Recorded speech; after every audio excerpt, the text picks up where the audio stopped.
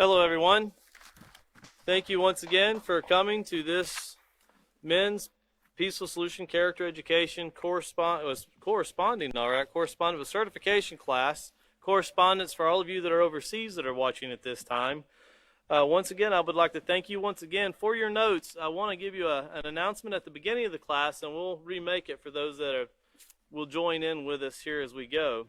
The next class we will have will be 4/7 of 2021, 4/7 of 2021. So it's going to be about a week and a half why us as certified teachers, we're actually going to go in for some more certification ourselves. So we're going to take off for about a week and a half, and that will allow everyone, I know there's many people that are watching these classes online, go back and rewatch them. They're all there for you on the official Peaceful Solution. So please go back and rewatch them, and it will help you if you're just tuning in to watching them. Go all the way back to the beginning, which goes back to the November of last year, and it will help you build up to see where we're going and what we're talking about as we continue on with chapter 5, and that's where David left off last week. So as we're taking off for about a week for more certification ourselves, please go back through and rewatch these classes again, and that'll have your mindset for where we're going to be going in what direction. And remember that we're always building.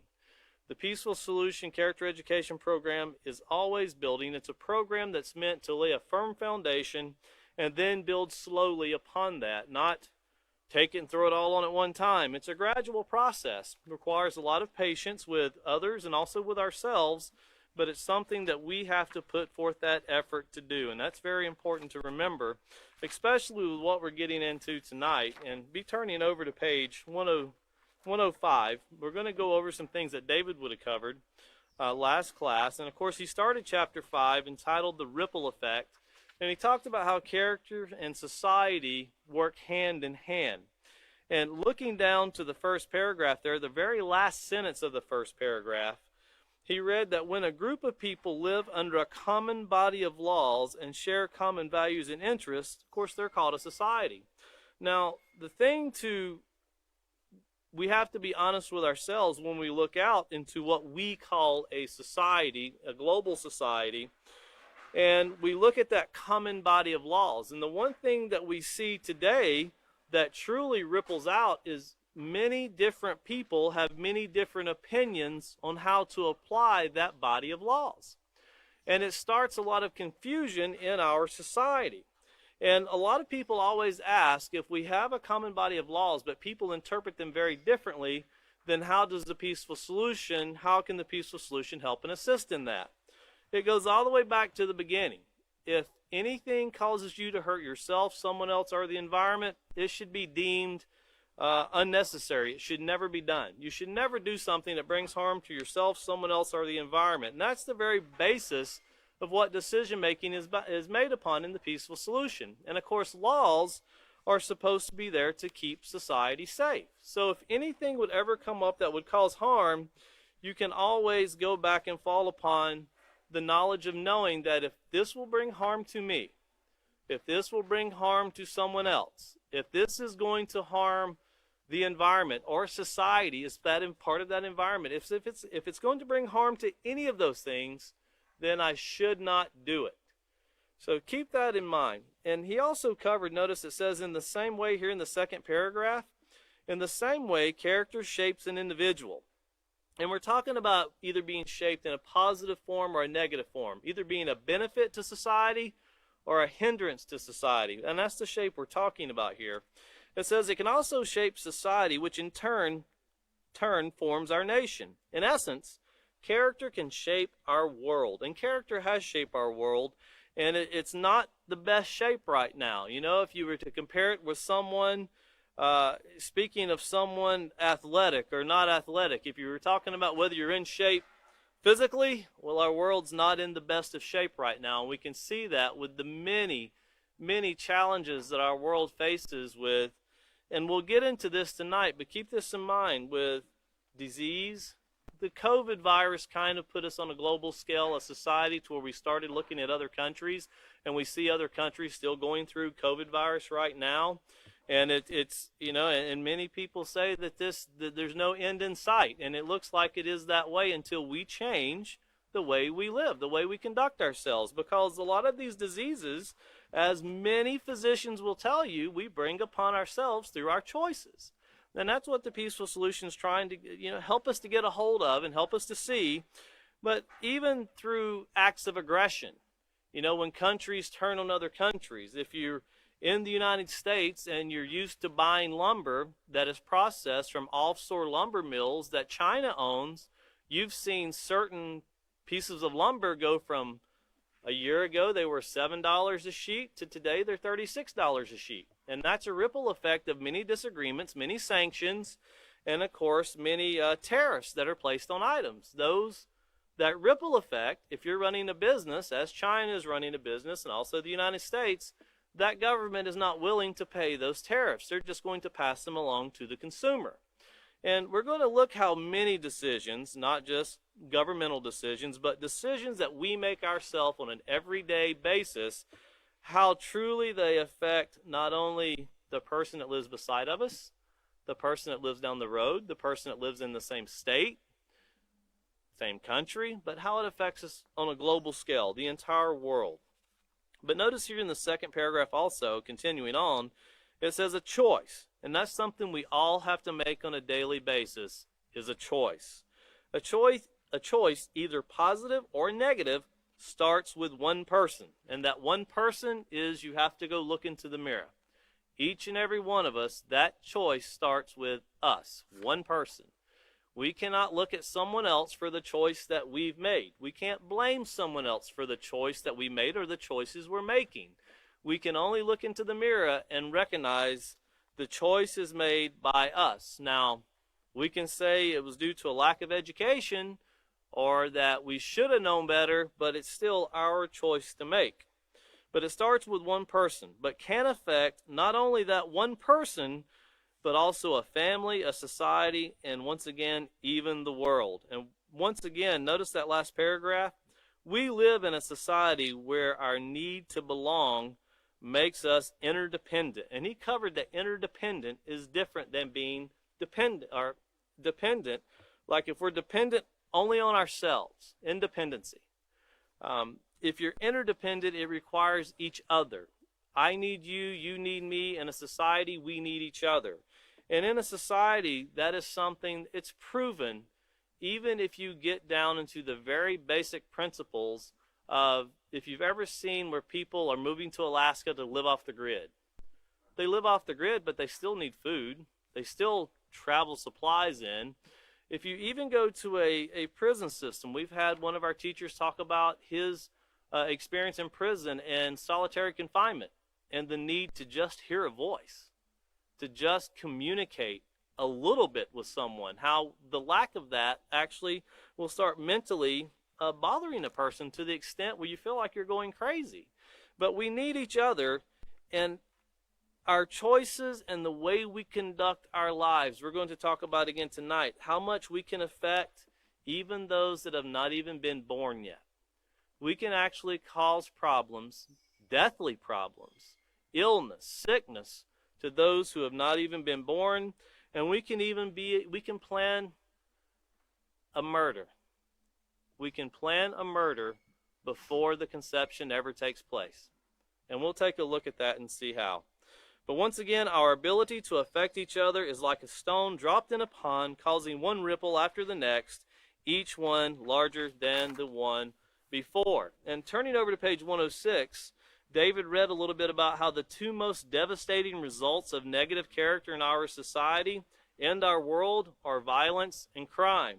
And tonight we're going to discuss a little bit about how that is actually where one group will say this is a crime, another group will say no, it's your right to do this or to do that. It's your right.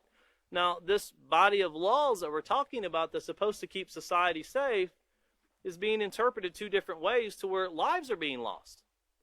And that's how serious the interpretation of a body of laws can be on affecting a society, to where one group can say this is okay and another group can say it's not okay, but the decision determines whether someone lives or dies. And that can be a very horrific series of events that take place there. So keeping that in mind with this ripple effect and how our decisions affect others, if you look over to the lesson plan here, because we're going back into lesson plan 4, and for those of you that might be thinking, you know, we're talking about, you mentioned murder and how they can take place. The Peaceful Solution is a program that bases itself on character and the building of positive character. We are not influenced by politics or politicians, politics. We're not funded by organizations that try to sway us one way or the other. We merely go off of scientific facts that either prove or disprove that something is true or not true, or that is valid or not valid, and we build upon making decisions on those things. And once again, if it brings harm to someone else, yourself, or the environment, those very basic principles tell us whether we should or should not do it. And we'll learn tonight, going through this procedure here, that whenever we make decisions that cause harm to someone else, even to those who have not yet been born, we put the problem on the child not yet born, but the problem started with those involved of the creation, or the teachers of those, the parents of those that were involved in the creation of a child, but the child pays the ultimate price for bad decisions. And we'll look at that a little bit more, because we're going to learn that we live in a society, but we're not the center of the universe. It's not all about us. So, procedure 4 here. It says, explain to students that when people are influenced to engage in risk-taking behaviors, this produces a negative effect on themselves, their friends, families, as well as the community. Have students read the section found on page 113 to 115 entitled, It's Not Just About Me. Remind students that by setting their minds in advance to internalize positive character traits, they can avoid many of these destructive behaviors. So if you'll turn over, we're going to put our finger on that page. If you'll turn over to page 113, that's where we want to go, 113, and put your finger there. And I know we're going to cover some things tonight that cause a lot of separation and division, and there'll be some people that say, I just can't agree with that. The only thing that we ask is listen to what's being brought. When you teach your students, obviously, in a school, you're not allowed to bring out certain things as being right or wrong. Certain teachers are governed to where they cannot address certain topics that we're going to address tonight. But in a school atmosphere, you would have to be, you'd really have to ask the guidance counselor's permission, can we discuss this topic or not? So be mindful when you go into a school where one school can say, by all means, go ahead. Some schools have asked us, please address this topic. Some schools say, no, we think that's the student's right to do so. And obviously that decision is made upon the ideology of the person that tells us we can or we can't. And one school to the next will change from one to the next. But of course, the procedure here told us to remind our students about setting their mind in advance. So it's always great to go back over to page 80. Page 60 and page 80 are your two most common pages you're always going to be flipping back to, and that's influences and setting your mind in advance. And of course, once again, we're going to cover the first and second paragraph. It's very short, but there's a lot of information in that. And it says, have you ever heard the saying, it's all in your head? Most people say it sarcastically, but there's some truth to it. Whether you are aware of it or not, every action begins with a thought. And that's something that we want to rehearse continually and put into the mind of our students, especially as teachers. But once again, we're doing this for ourselves. It's not just for our students like they're the only one that needs this. We continually, our minds and our bodies are like a car that needs gas. If you don't continually fill it with this knowledge that comes forth as a reminder, you'll run out and some really bad decisions can be made. But once again, notice it says, setting your mind in advance to maintain your positive character traits begins first by considering just how important it is to have a moral character. Now, when we consider how important it is to have a moral character, that's not just how important it is for myself to have a moral character, but for everyone in society. And the only way that I can contribute myself, that choice that I make and that you make, and that's what we want to get across to our students, because most people, when I say get across to our students, we want them to believe this. Because you'll find the most challenging thing, and this, I hear this from all parts of the world. We're teaching in a country right now where we're translating books, and it's very hard to get a society that is poor, impoverished, and a lot of violence takes place. It's very hard to get people to believe this. But when you tell somebody that if you make the right choice, this will ripple out and you can help others, and it will build and build and build as a train slowly takes off. It builds up steam, and then it reaches great power. When you go into a country that is very impoverished, if you're teaching in other countries, and I know there's many countries watching right now, you always want to ask the students, if you don't start, who will? If you're not going to help make it better, who's going to? And you'll find that here in the United States, we can freely teach these things. In other countries, not so easy. Not so easy at all. In fact, some people would even fear for their life making comments about what we're going to talk about tonight. They would fear actually something being done to them. Now, we're never telling you in the Peaceful Solution, when you set your mind in advance how you're going to teach your class also. Being mindful of when you walk into a place to teach, that's their auditorium, that's their classroom, that's their school. We need to go by their rules. If they say, we would like for you to not get too much on this topic, and the topic we're going to talk about tonight is abortion. If they request that, then obviously you'll have to teach this. We're not going to condone it. We're not going to say it's a great thing to do, but you have to be careful of how you bring it. That's part of us keeping honesty with them. But we're not going to ever say that this is something you can do if you made a bad choice. So keep that in mind. And I hope we tie all this together, because once again, getting people to think and understand that if you do this, you can make a difference. It will ripple outward. That can be your greatest challenge, getting people to believe that they can make a difference, especially when you look at society. You go into these huge cities of Lagos, Nigeria, Mexico City, and so forth, where you have 20+ million people. And you have a group of people looking around saying, I can make a difference with all of these people. You know, in society, it takes, as David brought out last week, one stone will ripple across the whole pond. But someone has to drop the stone. Someone has to do it. And when someone does it, people don't like being stolen from. People don't like the crime and the violence affecting their families, the societies they live in. They don't like it, but they honestly don't know what to do. Well, the Peaceful Solution is there to help them set their mind in advance to, if we do this, it's not going to be overnight, but we can make a difference. If we don't do it, a difference can never be made. It's like expecting shade from a tree you've never planted. The only way you can get the shade from the tree is if you plant it, you nurture it, you take care of it, and then years later, you can enjoy it. But if you never planted it, don't expect it to yield anything to you. That's the same way with character education and the Peaceful Solution with what we're talking about here.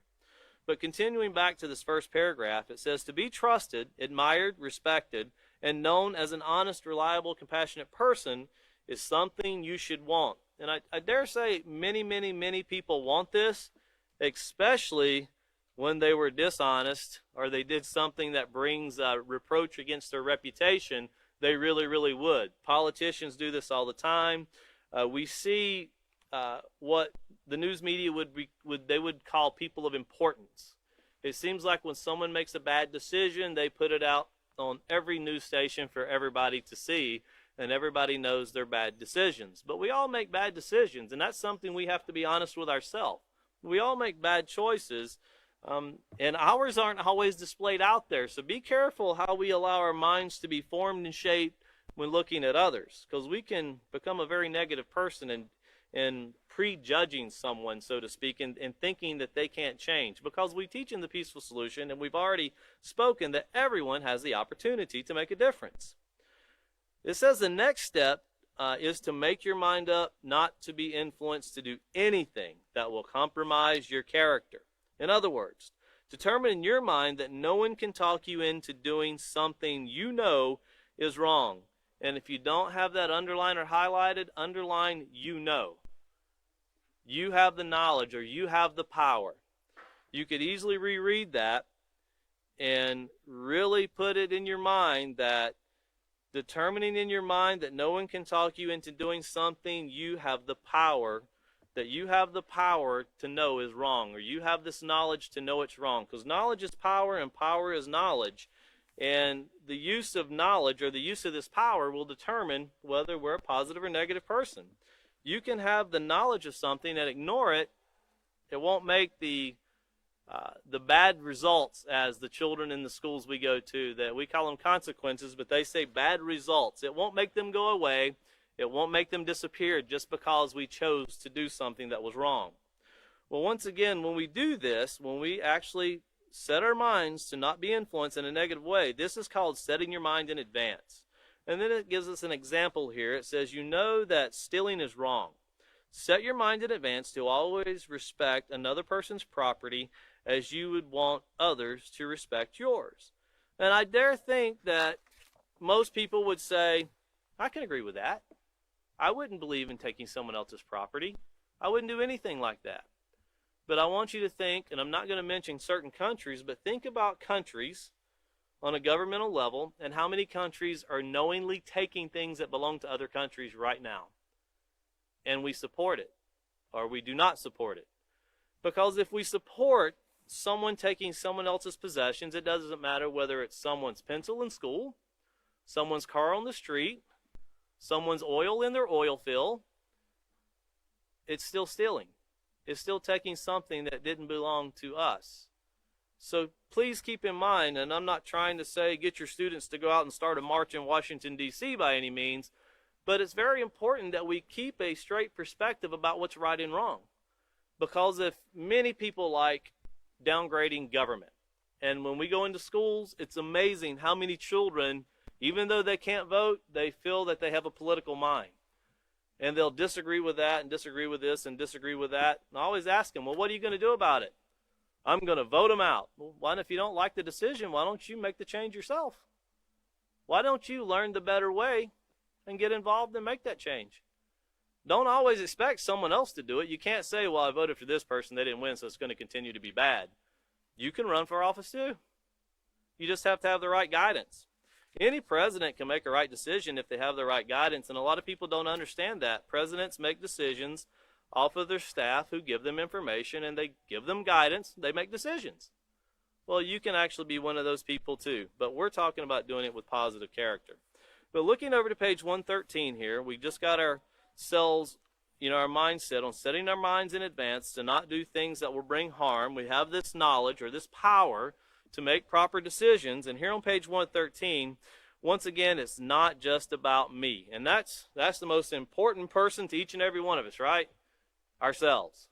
I'm the most important person I can think of. That's the way a lot of people say that. But notice it says here, starting page 113, even if you do not commit a crime or perform a violent act, your wrong choices can still have a negative effect on others. Not setting your mind in advance to maintain positive moral character can make you susceptible or more prone to behaviors that will jeopardize the health and safety of yourself and others. Now, that word susceptible means to be subject to something. So you're subject to something. You open yourself up to something. And notice here's some really risk-taking behaviors. You'll notice here it says all of these choices. Once again, choices, and where does the choice start with? Always have your students, have them pull up their finger like this. Where does the choice start? It always starts with us. No matter what you've been taught, no matter what you've seen, you still have to choose to do it. Now, that's not saying that if you're taught wrong, you'll probably choose to do things that are wrong. And that's why it's so important for us to work hard to make a difference as teachers and to teach our students to make a difference. In 12 years, you can teach a whole generation of students. That would do a lot in society if you just taught a generation of students to make better choices. You would have a great thing going. But that's a challenge in itself. But our choices start with us, but the power to make the right choice starts with the educators, the parents, and the guardians. They have to offer that to the children, to the young adults, to make better choices. But notice here are some of the ones. Premarital sex, and that that will bring you a challenge sometimes using the word premarital. Once again, the peaceful solution is not religious. We're just merely trying to expound on how we're trying to show that we're talking about commitments here. And scientific studies show, and we'll get into some of that tonight, that when people do not make commitments and they start engaging widely in relationships like this, it brings forth disease. That's not a religious comment. That's a scientific fact. And anybody can Google this very easily, and we'll show some tonight, to where these things are very common, and it's spreading. It's gaining ground to where we can see that there's people making choices, but they don't have the knowledge to make these choices. They don't really know that these things are taking place. Now, excessive consumption of alcohol, of course, that damages the body. Use of drugs and inhalants confuses the mind, where a person can't make a sensible decision, damages the brain, many times permanently. Dangerous driving habits, once again, you get into here before long, we're going to get into the 100 deadliest days of summer that we've spoken about before. That goes from Memorial Day to Labor Day for high school students, and that's when the majority of them are killed in traffic accidents. And the number is extremely high. And of course, the improper handling of guns. And that can take place with someone that can be trained to handle guns. I remember a few years back, it's been many years back, where even the vice president was shot on a bird hunting trip. The man didn't intentionally mean to shoot him, and the man had been using a gun his whole life, was up in his, I think 60s or 70s, that accidentally shot the vice president. Didn't intend to do it, but it still took place. So we can't just look at that and go, children, if you touch guns without knowing, you can know whenever a child shoots themselves because a gun is laying around, that is improper handling of a gun by the person who owned the gun to begin with. We can look at the child and say they shouldn't have had it, but it starts, and that's why there's laws that govern that. There's consequences for that. But all of these behaviors are risk-taking behaviors. I want to show you some things fairly quickly while we look at this, and this is something I printed off. I wrote the time on it here at 2:06 p.m. And the reason I wrote the time down is because the number was changing faster than the seconds were moving. So to get the magnitude of what was taking place, I kind of had to put the time on, because this changed greatly. But this right here is abortions worldwide this year. And these are reported abortions. They're at 9,283,585. Now, it says here that according to the World Health Organization, every year in the world there are an estimated 40 to 50 million abortions. This corresponds to approximately 125,000 abortions a day.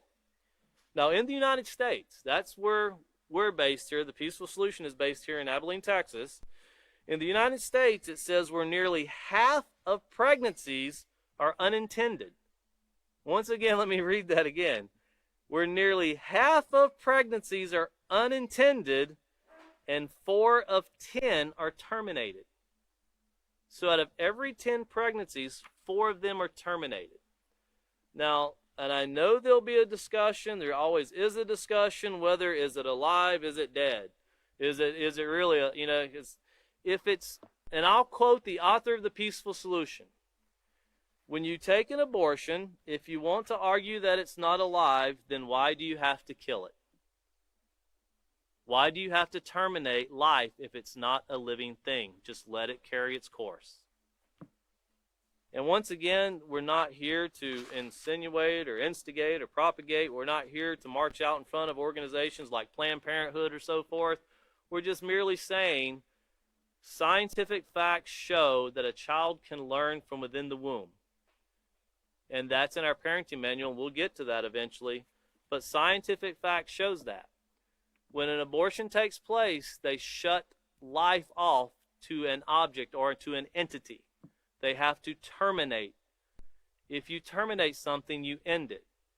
Why do you terminate it? Because it's a growing entity. It's something that is getting bigger and bigger and growing and growing and getting bigger.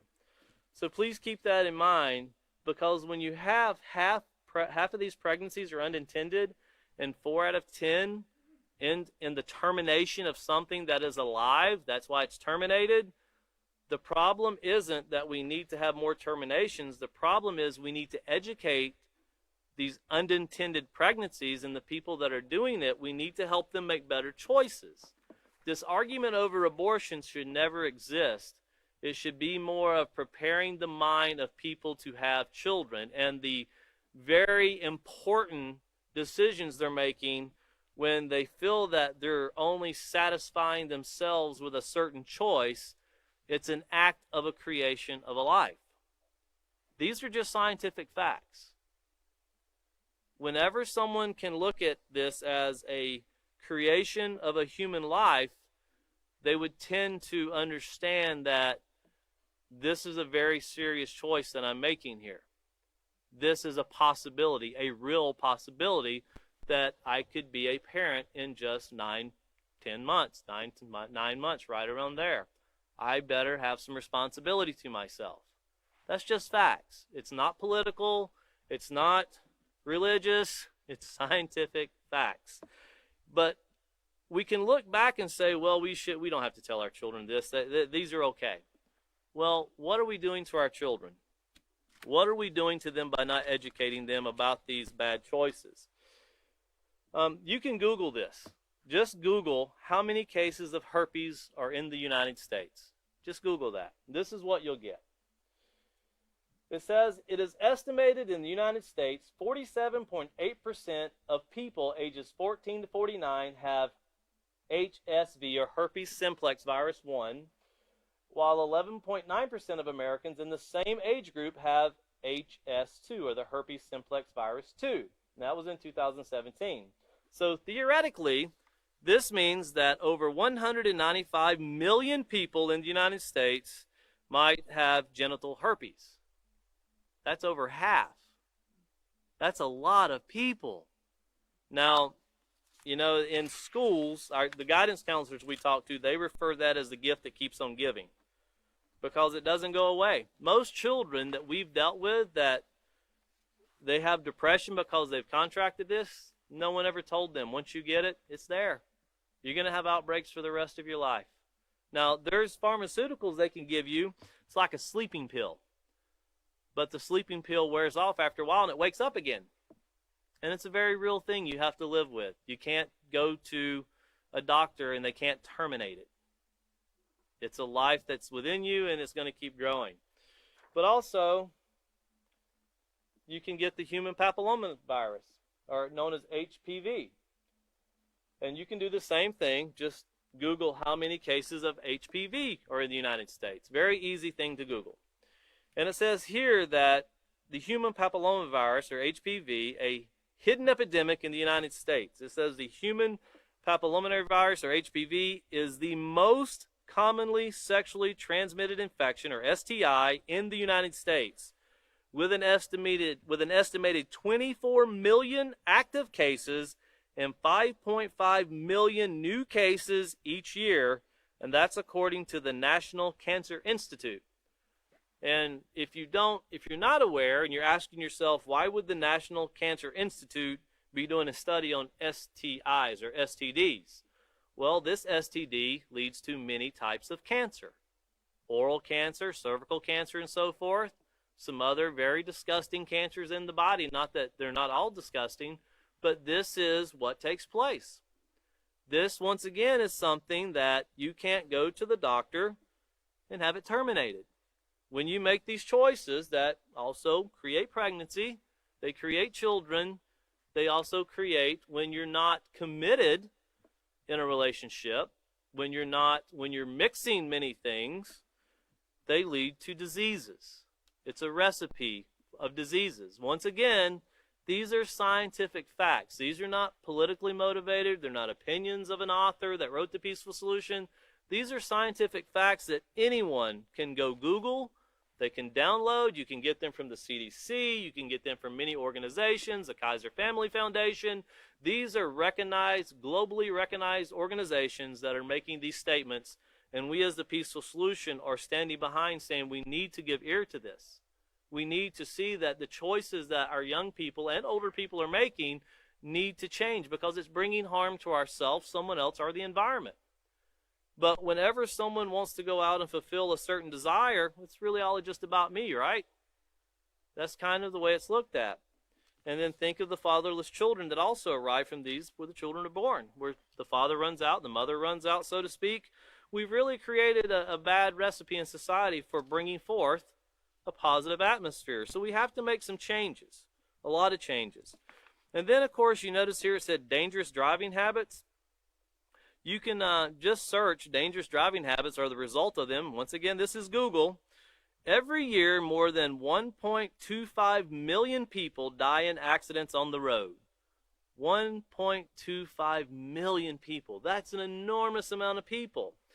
Millions more suffer injuries, often life-altering injuries. So the ones that don't die, there's many, many people that their lives are changed. Not everyone, but many people, their lives are changed. Now, you can say, well, 1.25 million people, I had a wreck last week and I'm okay. Well, do you know what next week holds for you? We don't know. But if we could get everyone to observe these traffic laws, that once again, once the wreck occurs, what are you going to do? You can feel bad about it, racing, drinking, driving. Think about how our choices affect others. If we're drinking and driving and we hit someone and kill them, what did that person do that was deserving to be hit and killed by a drunk driver? Our actions affect other people. They truly do. And then, of course, you see here about the drugs.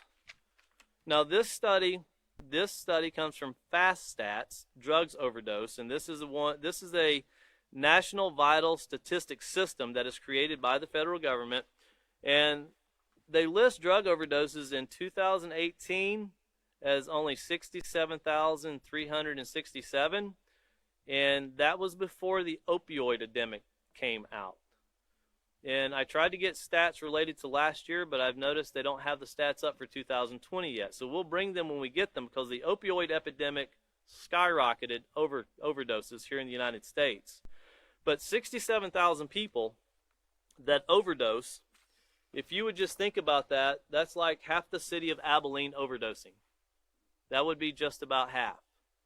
Now, there's a lot more than that. If you remember in the news here just a year ago, they were setting up, before COVID, they were setting up freezer systems, trailers to house the bodies in Ohio because of the huge opioid epidemic.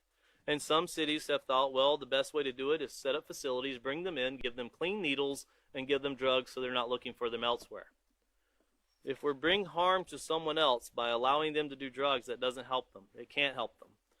And once again, not a political statement, we have to face the facts. We can't continue to make choices that are detrimental to society. And that's what we have to get across to our students.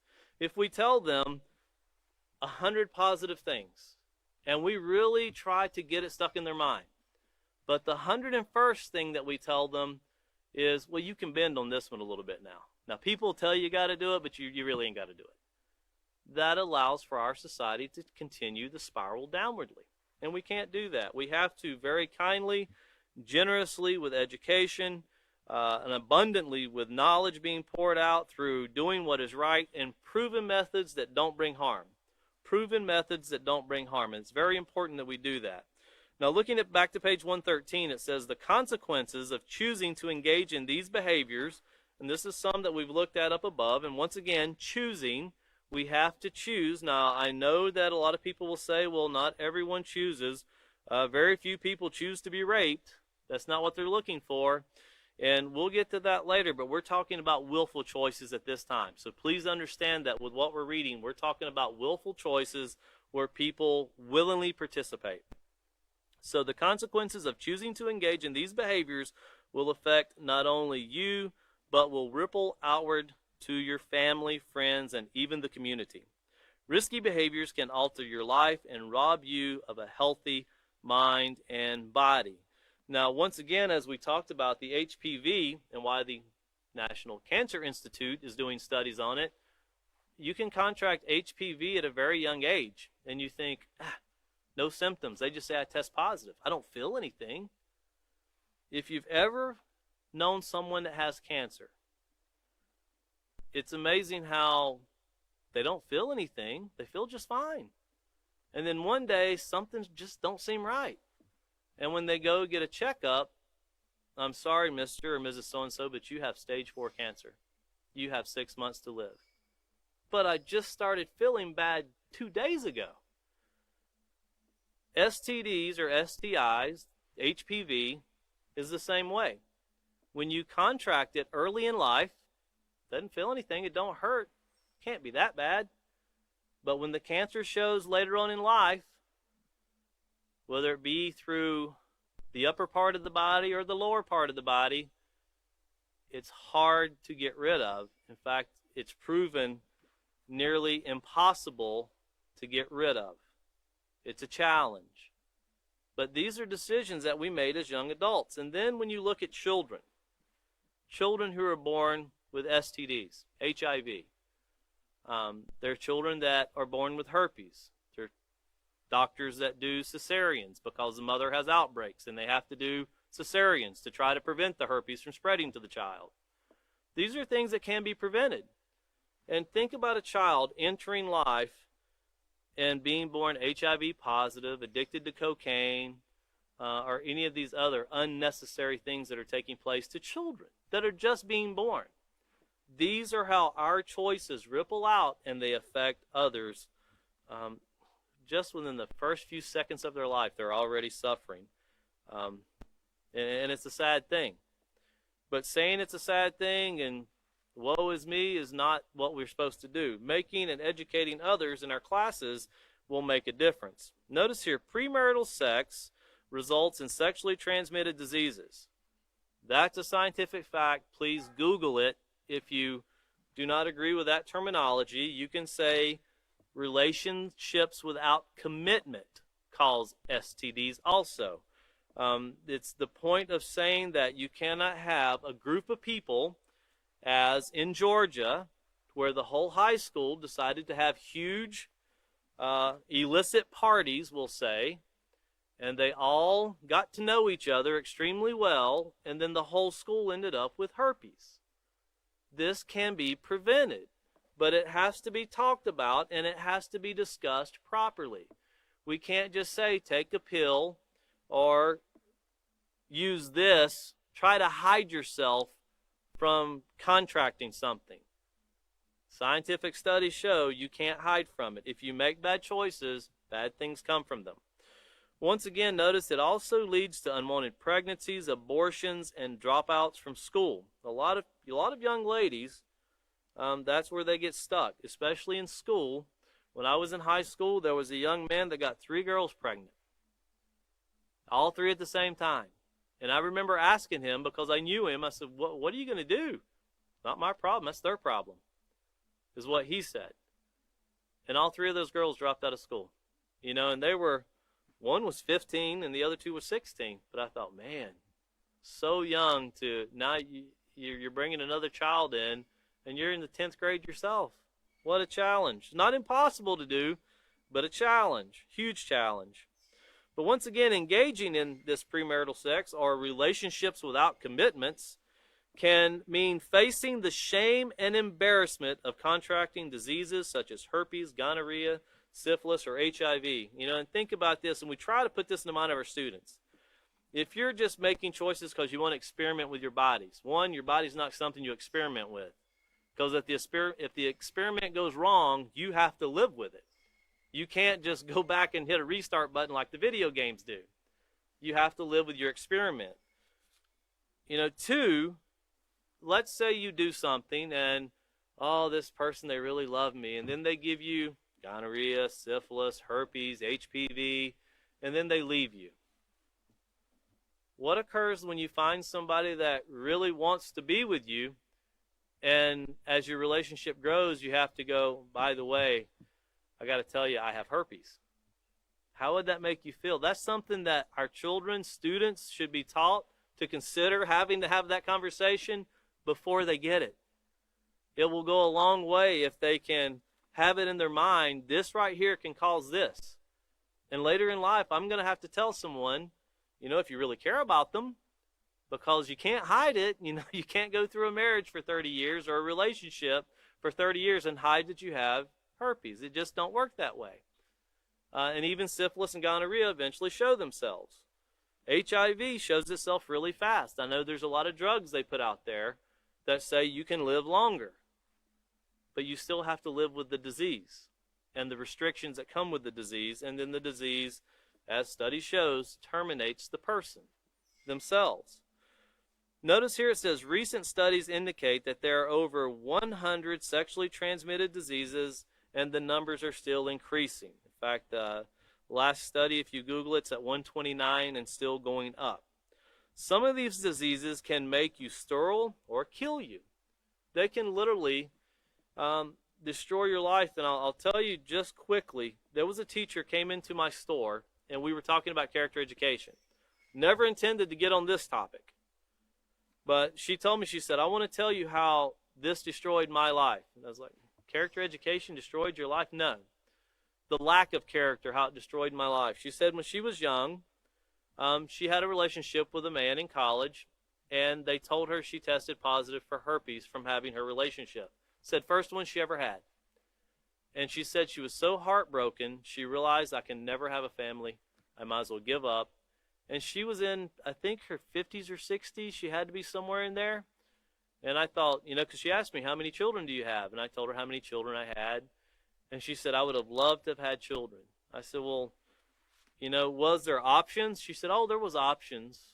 When I got tested later on in life and found out I tested positive falsely when I was younger, that I really didn't have it. But her whole life was gone. She was beyond the stage of where she could have had children. And she lived her whole life as a single lady because she didn't want to do something to cause harm to someone else. Not many people would do that, even when it was a false positive, still cared enough to try to guard people. That says a lot about a person's character. Now, babies born to unwed teenage mothers or parents that are not committed to each other are also more likely to be neglected, abused, and sexually molested. Once again, we create an atmosphere to where it's hard to bring up children in this environment when you have parents that are uneducated to a matter, parents that I still want to grow up and enjoy myself. Someone else needs to watch the child. And you take the child to the neighbor. Would you know the neighbor? No, but I want to go to the club tonight. These are real things, and that's where this takes place. This abuse, this inappropriate touching of children, it's common in society. We can turn our heads and say it doesn't take place, but when you're teaching in a school, once again, you're guaranteed you've got students sitting there right in front of you that could look at you and go, oh, you ain't got to tell me. I know I've lived it. I'm living it right now. We've had that take place before.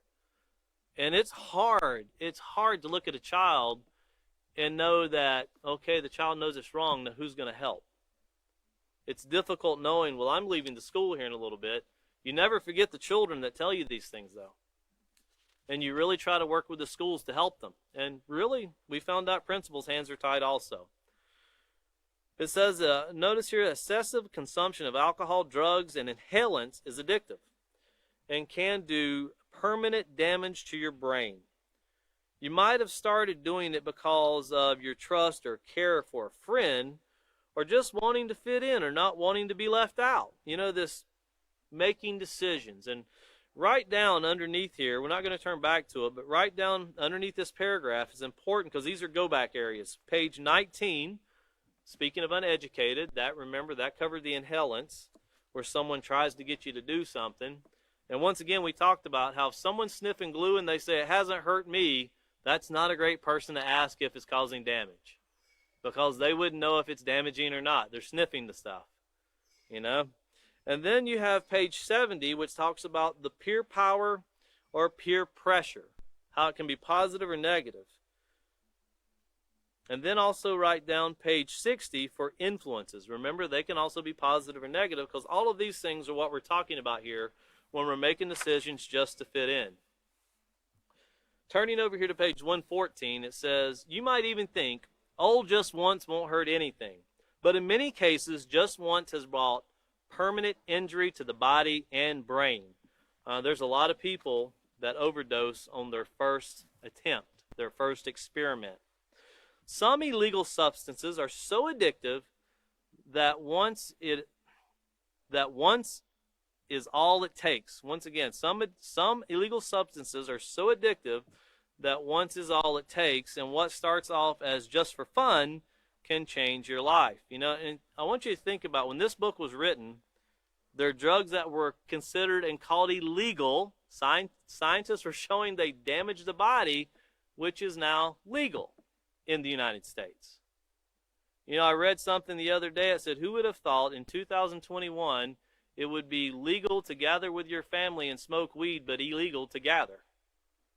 So gathering with your family is illegal, but smoking marijuana is legal. Now, once again, we talked about these laws where there's disagreements. If you have years of studies showing that marijuana is detrimental to the mind, if I tell you the law says you can smoke it in this state, does that make it healthy now? That's like saying you can get hit by a car in California and you'll die, but if you get hit by one in Idaho, you'll live. No, if you get hit by a car, you know, in both states, depending on how you get hit, if you take poison, it's going to hurt. It's going to be detrimental. I don't care what state says it's okay and what state doesn't, and you're going to find yourself challenged abundantly by saying illegal drugs in school. Well, it's not illegal in that state. Well, you're not in that state, and it's still damaging. Scientific studies show it doesn't hurt to print out some studies that show that it's damaging. If it's damaging in Texas, it's damaging in North Carolina, to Louisiana, to Alaska, to Montana. It's going to damage everywhere, not just in certain states. The soil in the state doesn't grow marijuana that doesn't kill you, or cocaine or anything else. And you know, one thing a officer told me, it's amazing how the illegal marijuana can come up through Mexico, through Laredo, Texas, and get into certain states, and it's legal once it gets to the state. But it was illegal the whole way up. But once it got there, it's legal. That's these body of rules that we've got to really examine. Why are we making decisions? Is it for money or is it for health? Is it for character, building a positive society, or is it to just try to generate revenue? Well, some illegal substances, once again, are so addictive that once is all it takes, and what starts off just for fun can change your life. Some people are unaware that they have a heart problem, dying after trying cocaine just once. They literally drop dead. Substances like alcohol or even inhalants might not cause immediate death, but they can cause many people to do foolish things that they would not ordinarily do. And we're talking about confusing the mind, kind of blurring the knowledge that you have. You know, you have to, when you know it's foolish to do something, and once you do it, the ability to make the next sound decision is not always there. So you have to make sound decisions when you have the ability to make them. Otherwise, you'll find yourself making very foolish decisions with a very confused mind. In other words, these risky behaviors lead to taking even more risks that could eventually cost you your safety or the safety of someone you care about. Engaging in risky behaviors is not just one individual's choice. Once again, engaging in risky behaviors is not just about one individual's choice. So it's not just about what we want, it affects others. These effects of these behaviors ripple outward, affecting family members as well. The strain of dealing with a child who is addicted to alcohol or drugs, or who is pregnant or suffering from an STD, can be very difficult on parents and friends. And once again, when you bring these out in the school, you have to be very mindful. Don't ever hesitate to ask guidance counselors, what is the STD problem in your school? Don't ever hesitate to ask them. Because when you go in, you want an idea of what you're talking to. We went into a school one time, guidance counselors didn't say a word, and we were talking about how bullying can lead to suicide. No one told us they had found a child just, I think it was 4 or 5 months before that, down Laredo, Texas. They hung themselves in the gym. And we were actually teaching the classroom that he was in. No one told us that. That would have been very nice to know, that we were dealing with a group of young students, men, young boys, girls, men and women, that had been through this experience. That would have been nice to know, but you would have never known it from the joking that was taking place about it. The only way we found out is the joking kind of led up to, what do you mean? What are you talking about? It was still funny to them. So obviously nothing had been done to address that problem. And these are the things that you're going to find, but you have to be very careful because you're dealing with young people that they might already think there's no hope for them, and you don't want to go in and say, if you get these diseases, you're done. No, you still have hope. You still can make right choices, and this is how we're going to do it. There's a plan for it, and we're going to show you the plan. And we're going to work with them too, not just lead them, but work with them. So continuing here, it says, yes, parents have feelings too. And finding out that their child has engaged in one or more risky behaviors, they feel shocked, disappointed, and even embarrassed. They might feel helpless and doubt their ability to properly raise a child. Now, parents are there to supply the ability to make right choices. All we can do is create the environment to make right choices. We can't make choices for our children. If a child does something that's wrong, well, we did too growing up. Some choices are pretty permanent, though. But as parents or as teachers, it's our job to create the environment and to give them the knowledge. That's the power to make the choices. It's always going to be left up to each individual to make their own choice. Always. That will never change. A person always has to make their own choice. But by guarding them is creating the environment to make a positive choice, giving them the knowledge, the power to do so. So parents who are dealing with the one child who is having a hard time, could be 3 or 4, if you're in a classroom, could be many more, usually ignore other siblings. Siblings not knowing how to cope feel left out and neglected. Often younger siblings copy the behaviors of the bigger brother or sister, and soon they might also be involved in some of these risky behaviors. Risky behaviors also rippled outward, affecting the community. Teens engaging in risky behaviors frequently drop out of school by the time they reach high school. The event leading to the decision to drop out of high school usually started in junior high. Dropping out of school has serious consequences for the individual and the community. Without an education, the better high-paying jobs are forever out of reach. Most people who drop out of school drop out of the better opportunities that society has offered. And that's due to education. A lot of places you can't even get a job now without a high school diploma. You have to go back and get your GED. They want to see commitment, and that's what they're looking for. They resign themselves to a life of poverty and dependence upon governmental programs in order to meet their daily needs. Now, one thing to say here, because we're going to have to stop, and the teacher that comes after me is going to go back, because this is going to be recovered and then tied back into how it ripples outwardly. So when we start back in our next class, we're going to get some more detail in this as we move forward. But if somebody drops out of school, I know of a couple people. If someone tells you dropped out, you'll never amount to anything, that's a lie. You can amount to anything you want to do. You just have to have the right people in your life to give you direction. You can be a high school dropout and you can run a multi-million-dollar company. You just have to have the right people to give you the right direction, who care more about you as a person and not about your money. And you can succeed. But you still need to get an education. I'm not saying drop out of school to go do what you want to do, and I'm not saying money fixes problems. I'm saying that if you're sitting back and thinking, I'll never be able to get anywhere in life, you can do whatever you want to do as long as you have the right person. The person that I've known that's helped many people is the author of The Peaceful Solution. Not through handouts of money, but through education and direction. Through leading people, you can do this, this, and this, but you got to do it the right way. And people can be very successful. I've seen him help people for the 28 years I've known him. I've seen him give many people direction through this program, and I've seen people with this program who have never met the author, who are not even in this country, succeed just by the use of this program. When society told them they couldn't improve, they were able to improve. We're going to stop right here. So the last paragraph, we're going to stop on that because there's going to be some recoverage and then moving forward.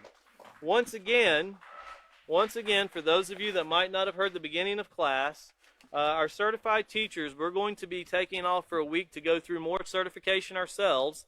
So the next class will be on 4/7/2021. So it'll just be in about a week and a half, and we'll join back with everyone to discuss more about these topics we talked about tonight, which are the most challenging topics to teach in a school, and we'll be able to address more on how to address these things in a classroom atmosphere as long as community atmosphere. Thank you very much for joining us.